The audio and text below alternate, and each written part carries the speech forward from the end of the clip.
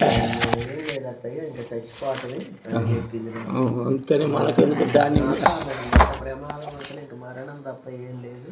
భగవద్గీత 16వ అధ్యాయం దైవాసుర సంపద్వి భాగ యోగ. మొదటి శ్లోకం. అభయం సత్వ సందురాజ్యనయోగ వ్యవస్థితి దానం దమచ్చ యజ్ఞశ్చ శౌచాయస్తవ అర్జవం. రెండో అహింసా సత్యమక్రోధప్య గళానిత్తర పైసునన్ దయాభూతేష్వ లోలత్వం మార్ధవం హీరాచలవలనలం తేజాక్షమ ధృతి శోచమ ద్రోహో నాతిమానితా భవంతి నమస్సం దైవమవిజాతస్య భారత.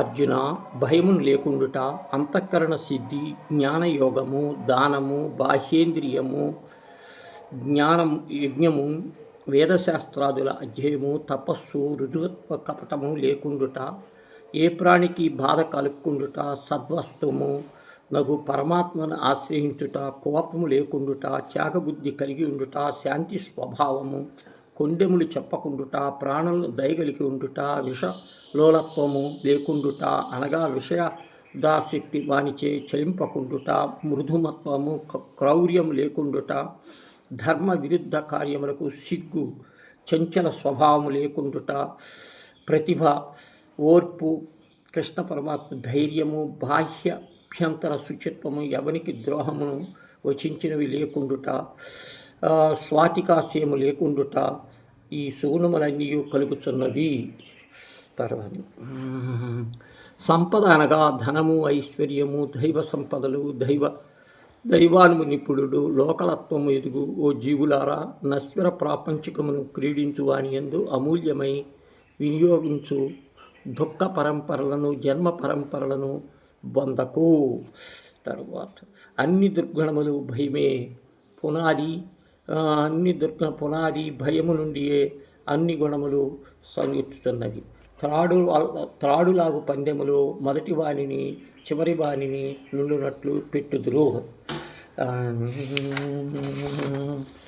తర్వాత భగవానుడు గీతలో అనేక యోగములను బోధించుట, ఆచరించుట వెల్లడించుచున్నాడు.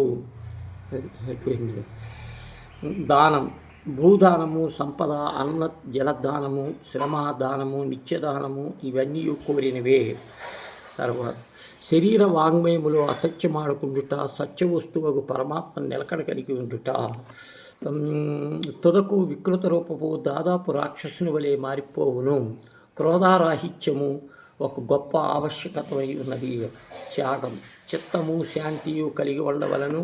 కల్లోల సముద్రములెన్ను రాదు, సంకల్పము కొట్టుకుంటుండరాదు. పూర్ణ శాంతి చిత్తము పరమాత్మ యందు ఉద్భవించును.